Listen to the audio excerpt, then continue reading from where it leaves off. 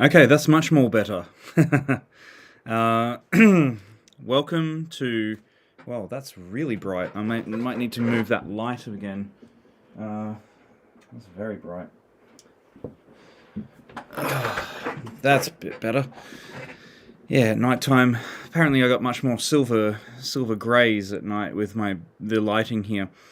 Anyway, welcome to day 2 of Welcome with Wisdom. We're going through Proverbs, one chapter a day through January, and so we're in day 2, 2nd of January. So it's Proverbs 2. I've got just a lozenge in my mouth at the moment. I got another one here. I did a 2.5-hour podcast, collaborating with someone else's podcast earlier today. So I'm combined with yelling at kids, especially an unruly 1-year-old who's in the hitting and throwing phase.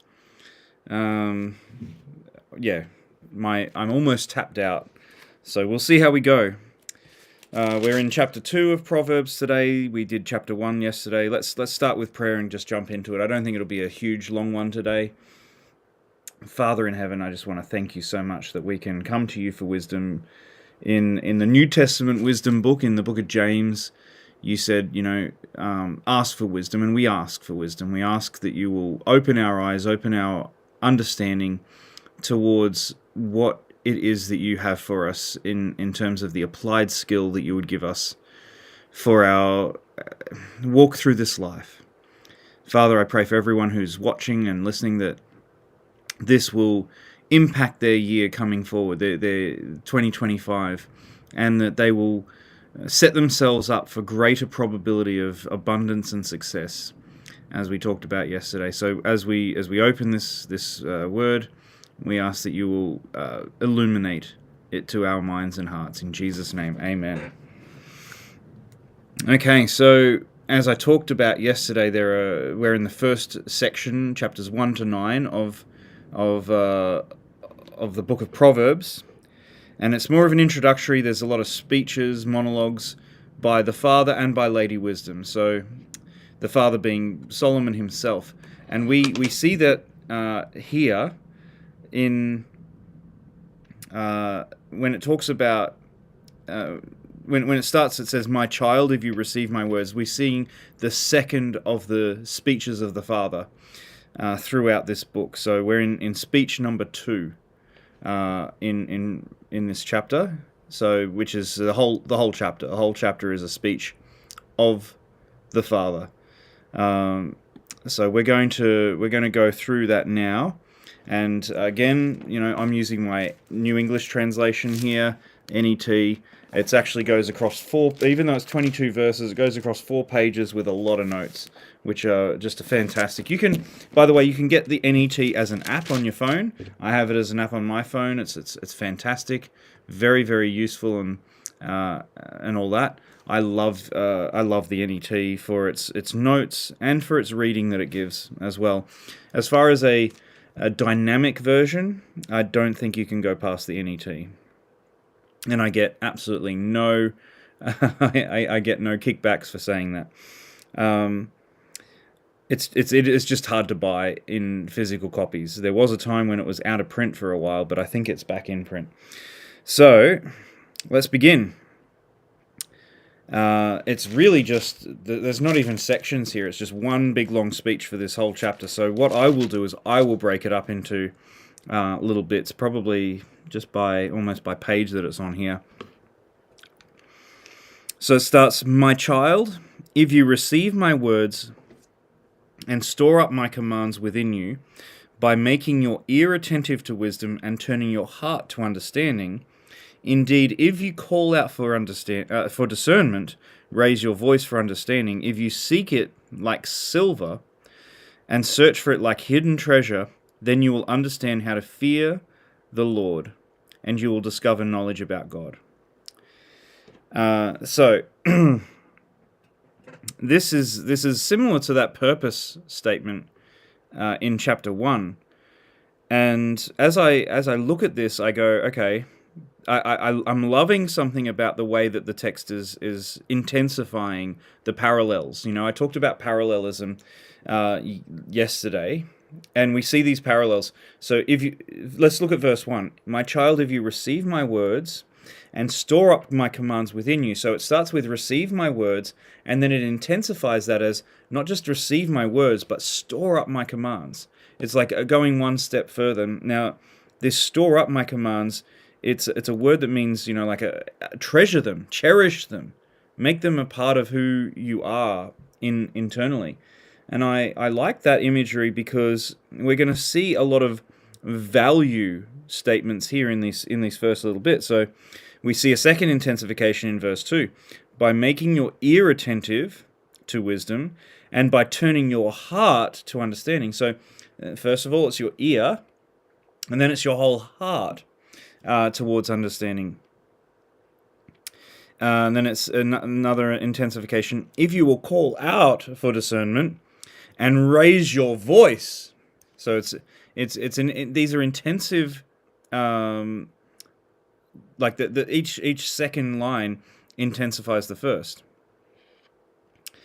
We see it in verse 4 as well. If you seek it like silver and search for it like hidden treasure. So silver's one thing that's valuable, but hidden treasure, man, that's valuable. I was going through a podcast about treasure divers recently, and just the sort of work that they go through to find hidden treasure on the seafloor.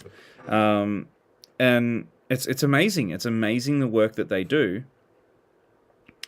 How much effort goes into trying to find, shipwrecks that have gone down with valuables that, there's no guarantee. There's no guarantee that they will come out at the end with the goods. But it's almost like the journey is worth it. The adventure is worth it as well. And so, as I'm looking here at these first few verses, I'm getting the idea that wisdom, you even got the intensification in the first verse of words and then commands. Words and commands, receive my words, store up my commands. There's this idea that wisdom is something that is valuable. It's something to be desired above all else, above anything else. And I find that, it's something that I think is worth holding out for as we go through here. Have you valued wisdom above all else? I think of the story of Solomon himself, where he was told, what do you want? Do you want, tell me what you want? And because he didn't ask for riches, he didn't ask for, long life and fame and all that sort of stuff. He asked for wisdom. The other things came as a byproduct because he chose the one that he was, you can tell that this is the guy who's writing this. He's someone who values wisdom. He's like, if I get that right, everything else will fall into place, more likely. We're talking probabilities here. And, as we start in 2025, I want for you and for myself, I want this year to go well. I want you to have a fantastic, spectacular year. You are going to face trials, but I want in the midst of those trials for you to be praising God and seeing abundance in other places as well. So that's my desire for each and every one of you watching here. So it's a real challenge to cry out for it. And notice the contrast here with chapter 1, where in chapter 1, just at the end of chapter 1, it says, the people who have neglected wisdom in their time of trial, they do cry out. They call out to me and I will not answer, verse 28 of chapter 1. They'll diligently seek me, but they will not find me. But here, if you start out right in this time when you're not in crisis, if you call out for discernment and raise your voice, then, coming down to the verse 5, you will understand how to fear the Lord and you'll discover knowledge about God. And we have that same thing that it was in chapter 1, which is that the fear of the Lord is the beginning of wisdom. Okay? You've got to start with God. It all starts with God. In the beginning, God. If you start with in the beginning, God, then everything else falls into place. The fool has said in his heart, there is no God. And so, what is our beginning place? What is your compass north? What is your northern point on the compass? It should be God. And if it's not God, then you might need to recalibrate, because that's the only safe place to be aligning to. And again, if you're trying to find hidden treasure and you're trying to find silver, then you need a good working compass, don't you? So if you are setting God as your true north, then you'll find you'll seek the silver and find it when you're searching for the hidden treasure. And we're going to see a few things like this in the next little bit here. So verse 6 to what will we do? Actually, we'll do 6 to 10 next. So this is almost like a response. So that's what you need to do. The next part is what God does. For the Lord, now this is Yahweh. Yahweh gives wisdom, and from his mouth comes knowledge and understanding. He stores up effective counsel for the upright, and is like a shield for those who live with integrity. To guard the paths of the righteous and protect the ways of his pious ones, then you will understand the righteousness and justice and equity, every good way. For wisdom will enter your heart, and moral knowledge will be attractive to you. Okay, so the first part is our side of things in this speech, which is, hey, you guys need to search for this. You need to cry out for it. You need to make wisdom your passion, and your one desire. And if you do that, you'll discover God. And as for God gives wisdom. From his mouth comes knowledge and understanding. And we're going to find this plot twist. Remember, yesterday I talked about how wisdom becomes personified increasingly through these chapters. We can start to see a little bit of it here, but we're going to see that wisdom is more than just a personification as we go. So that's something, and we see a hint of that here. The Lord gives wisdom. From his mouth comes knowledge and understanding. What comes out of a person's mouth? Words. A word. Is there a person known as the Word? Keep this in mind as we're going through this book. There is a person behind wisdom. He stores up effective counsel. So we see the intensification again. The Lord gives wisdom. So it's something he gives. And then the intensification is, where does he give it from? He gives it from himself. It gives it from inside of himself. It's from his mouth comes knowledge and understanding.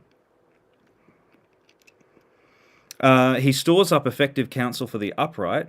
Now, interestingly, this word stores up in verse 7 is the same word that in verse 1, where it says, if you receive my words, if you store up my commands. So we are to store up wisdom. God himself is already storing it up for us. Okay? So he's storing wisdom up. And when we get the wisdom, we store it up ourselves. Because we can become dispensaries of wisdom. Just like the Father is here. The Father is a dispensary of wisdom to the child. And where has the Father got it from? He's got it from God. He's got it from Yahweh himself. And so we are to become dispensaries of wisdom. That's why we gather it. Not so that we can keep it for ourselves, but to dispense it. It makes me think of Joseph, another one of those wise people in the Bible. He stored up grain, not for hoarding it, but for the dispensing of that grain. And he was, his name actually meant wise, wisdom of the gods or something like that.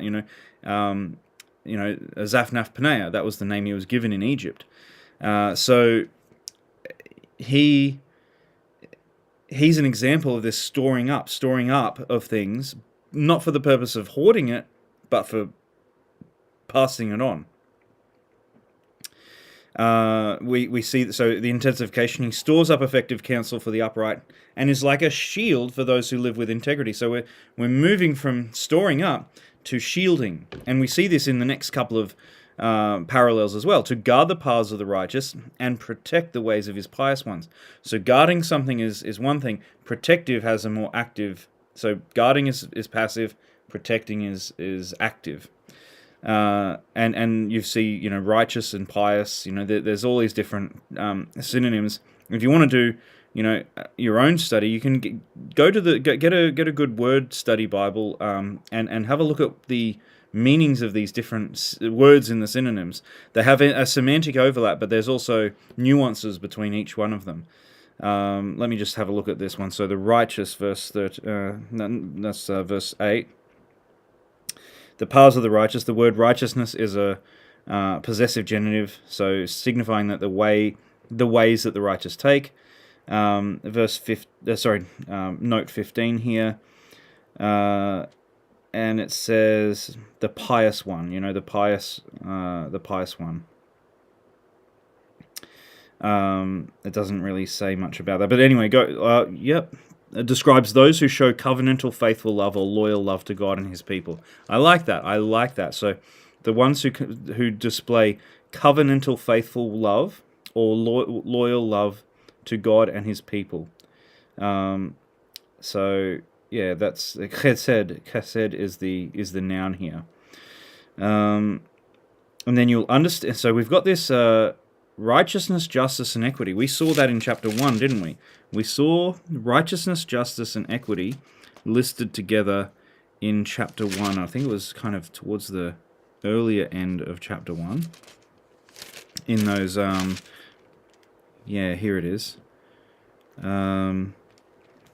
Righteousness, justice, and equity. It's the same three words here in verse 3. So one of the purpose statements to receive moral instruction and skillful living in righteousness, justice, and equity. So when you find wisdom, then which is there to protect your way, it comes from God, it's there to protect your way, then you will understand righteousness, justice, and equity, every good way. For wisdom will enter your heart. So wisdom it comes out of the mouth of God, and we know that words proceed from the heart, right? So wisdom starts where? It starts in the heart of God himself. It comes out of his mouth, and then by our ear and our heart, it enters in, and it comes into our heart. Isn't that amazing? The very thing that comes out of God can be implanted in your heart. He stores it up, and then he offers for us to store it up as well.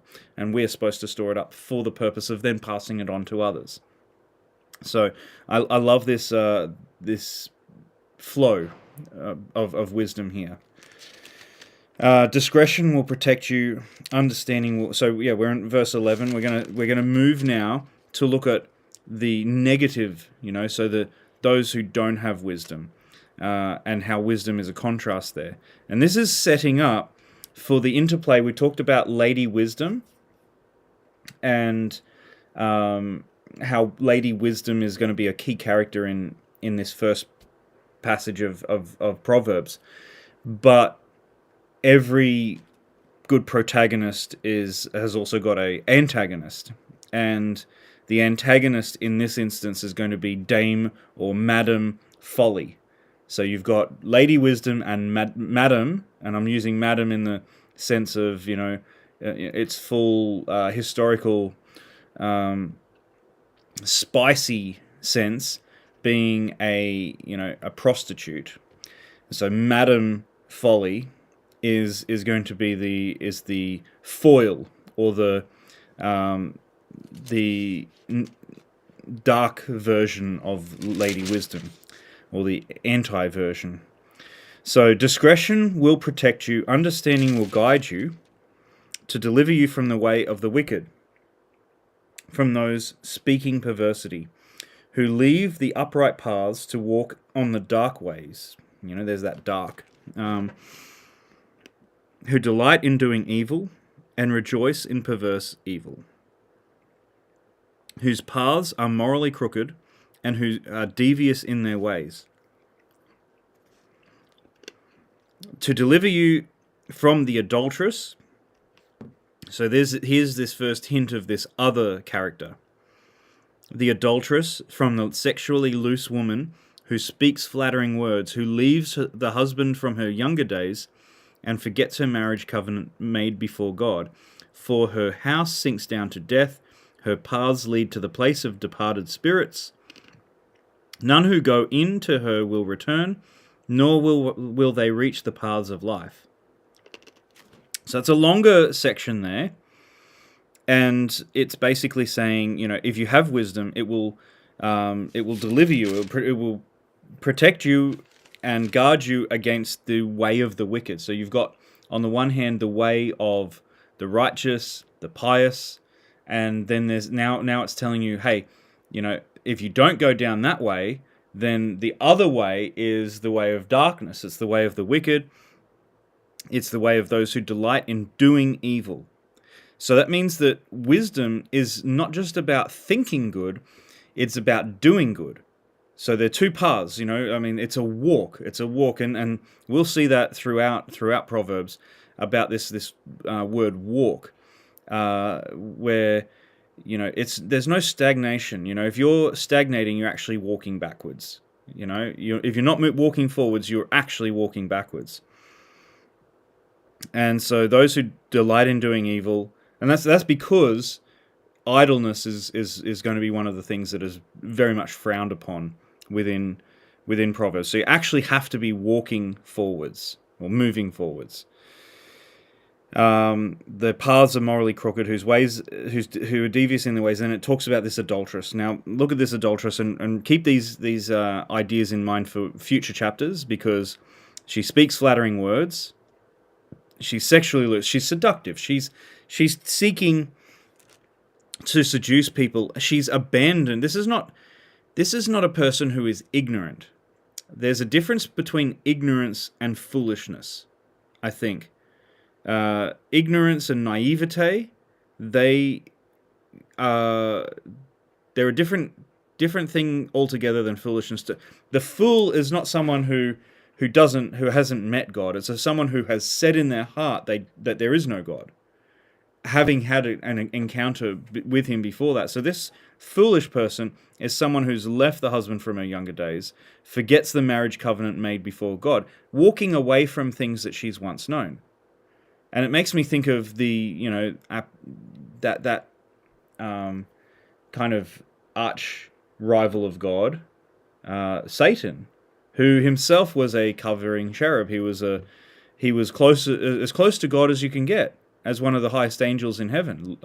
Hallel ben Shakar. We often use the word Lucifer. That's the Latin. The Hebrew his name was Hallel. Hallel ben Shakar. Hallel, son of the morning. Okay, he was the morning, the son of the morning, associated with, I guess, the planetary star Venus. In fact, there is some evidence that this might be another, might have in some cultures been a name for Venus, that planet. Jesus is not the morning star; he's the day star. He's the son of righteousness. He's not a small little star. He's the son of righteousness. Whereas the angels are just stars. They're much more diminished in size compared to Christ himself. And not that he is the sun. I'm not. That's the metaphor the Bible uses for him. So he's the day star. He's the sun that rises in our hearts and dispels the darkness. So Hallel ben Shakar, he was someone who walked away from God. He was there in the courts of heaven. He had every privilege, everything, and he is the epitome of foolishness. He's the epitome of what it is to be a fool, and he's got all these things. He's seductive. He's broken his covenant with God, and then look at what the result is. For her house sinks down to death, and her paths lead to the place of departed spirits. So not only is she seductive, but she's seducing towards death. She's not seducing towards anything positive. And it doesn't mince words here. It's like it's very clear that that's where foolishness goes. Because God is the source of life, right? So God is the source of life. If you abandon God, you're abandoning life. You're saying, I don't want to live. And so you're saying, I don't want life. It's as simple as that. Now, I want to comment here on something. I did a bit of a word study, and I actually preached on this last year in a series called What the Hell. You can go to YouTube. You can on our live videos. I actually have to make a playlist on that soon, and just do the sermon parts. But we did a series called What the Hell, looking at what happens after death. It was on life, death, the afterlife, etc., and human destiny. And this the Old Testament, and especially Solomon, who wrote Ecclesiastes, is very clear that when you die, you don't know anything. But some people have made a lot about this verse that says the place of departed spirits. Now, this is not saying at any point this word doesn't mean that they're conscious spirits. It just means departed spirits. It means the grave. It's basically a fancy way, a poetic way, where in the books of poetry, it's a poetic way of saying the grave. The same person who writes this writes in Ecclesiastes, the dead don't know anything. There's no joy, there's no laughter, there's no anything in death, because death is an unconscious state.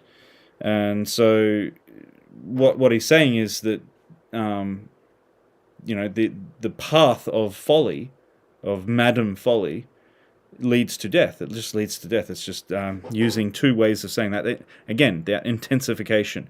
Her house sinks down to death. Her paths lead to the place of departed spirits, the grave. That's just the grave. The departed spirits are not conscious. They are unconscious, waiting for the resurrection when they are fused with the body again. And the righteous dead will become... they'll obviously be raised at the first resurrection, and they'll live in glory forever and ever. The unrighteous, the wicked dead, they will come up in the second resurrection to face the judgment, and then they'll be fused into their old body. They'll become they'll be destroyed. They will not burn forever and ever. That's not a God of love. They will be destroyed, and then sin will be eradicated for all eternity. There won't be sin anymore.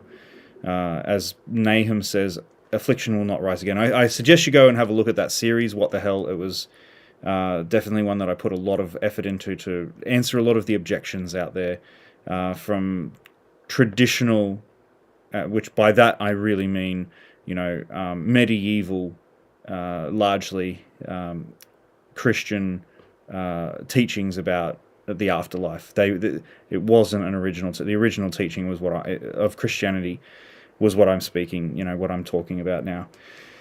Okay, so verses 20 to 22 to finish and wrap up this chapter. So you will walk in the way of good people. So he's returning back to you don't want to go that place. You don't want to go to, because it finishes in verse 9. None who will go into her will return. They will reach the paths. Nor will they reach the paths of life. The people who follow foolishness will not return. That they're going to a place of permanent death at some point. So you will walk in the way of good people, and will keep on the paths of righteousness. For the upright will reside in the land, and those with integrity will remain in it. The blameless? So it's the word for integrity there. Those with integrity is the blameless. I think those with integrity is more of a modern way of saying it. So those with integrity will remain in it, but the wicked will be removed from the land, and the treacherous will be torn away. So he's coming back to saying, okay, let's draw the contrast between the two. The upright are going to live forever in the land. The wicked will be removed from the land and will be torn away from it. So again, you got that intensification. The wicked and treacherous. So it's treacherous, being treasonous is what it is to be wicked. You're actually defying the source of life itself. You're committing treason against life, and you won't have life anymore. So to dwell in the land means to live. What is the land? It's going to be the earth. There is no place. There's a place of the departed now, but there's no place of the eternal departed. God hasn't carved off a part of creation for the purpose of sin. At no point has he gone, I'm gonna make a place for sin to exist forever and ever. That's not his thing. He's saying that life comes for the righteous, and death comes for the foolish. So you could even say that life comes for the wise, death comes for the foolish. I can even see this in places like Daniel chapter 12. In Daniel chapter 12, it talks about the wise ones. Let me just go there and have a look. And this is within that context of the two resurrections as well. So in Daniel chapter 12, I hope I'm recalling this correctly. So it says, at that time, chapter 1, 12 verse 1, at that time Michael, the great prince who watches over your people, will arise. There'll be a time of trouble or of distress, unlike any other from the nations beginning to that time. But at that time your people, all whose names are found written in the book, will escape. Many of those who sleep in the dusty ground will awake, some to everlasting life, and others to shame and everlasting abhorrence. But the wise will shine like the brightness of the heavenly expanse, and those bringing many to righteousness will be like the stars forever and ever. So we've got that wise, that idea of the wise are going to remain. They're going to persevere and endure. Whereas the foolish, they're the ones that are going to, they're going to raise to shame and everlasting contempt or abhorrence. So it's a very straightforward. Some of them are going to be straightforward, especially as we go through some of the chapters that have just, the pithy statements once we get to chapter 10 onwards. I'm starting to line up some guests that will come in on this series. So the time change, we will change. I would have done it earlier today if I wasn't on that big podcast. I would have tried to do it around midday-ish. And I can't guarantee what time this will go live. At the moment, just the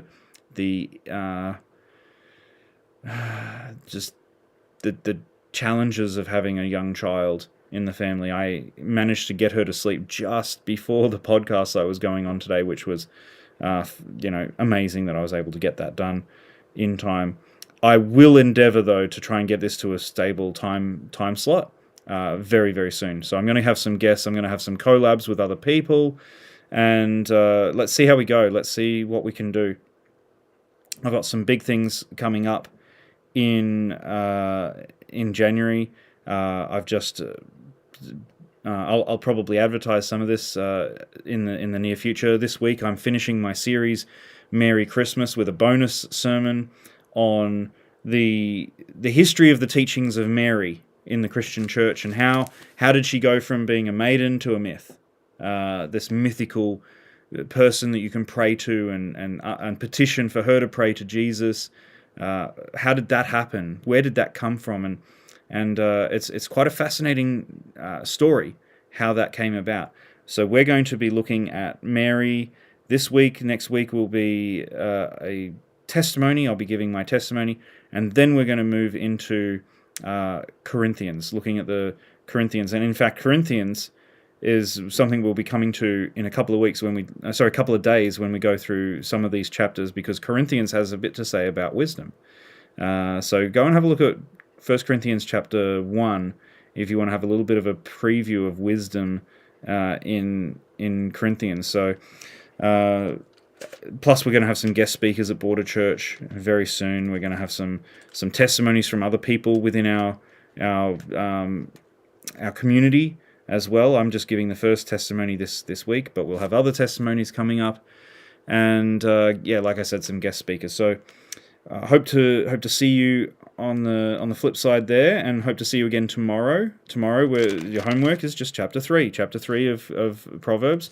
There's a speech from the Father and another speech from Lady Wisdom here in chapter 3. So it's a little bit longer chapter, but go ahead, have a read.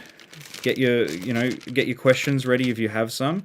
You can send them through to me beforehand, and I can answer them. Or I'm going to try and get some more of these functionalities up, so that if you're following me live, I may be able to hopefully get to the point where I can see people's comments that are coming through on YouTube perhaps, or Facebook. So I'll see what I can do about that as we move ahead. I've got to learn more of the functionality of Restream.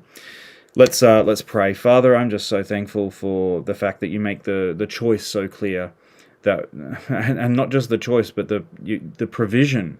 Wisdom is what leads us to life, and foolishness, walking away, turning our backs on you, leads us to death. And And that's not a hopeless contrast, because wisdom is something that you've stored up for us, and you offer it to us if we just seek for it, if we just dig for it, if we just look for it like buried treasure, diving deep, digging deep, getting our hands dirty. I mean, it's not something that you provide to us kind of in an entitlement sense. You don't give it to us as an easy thing, because then it wouldn't be appreciated and wouldn't be valued. It wouldn't be treasured. And so, Father, help us to treasure wisdom. Help us to discover and awaken within us a desire for more wisdom, and lead us along those paths. Help us to create a big storehouse in ourselves, that we can have wisdom built up for those times of need and trouble. Father, I thank you for everyone who is watching this. I pray for a blessing on them whenever they see this, if they're watching live or when they see it later. And we thank you in Jesus' name. Amen. All right, thank you. And I will see you tomorrow. Bye for now.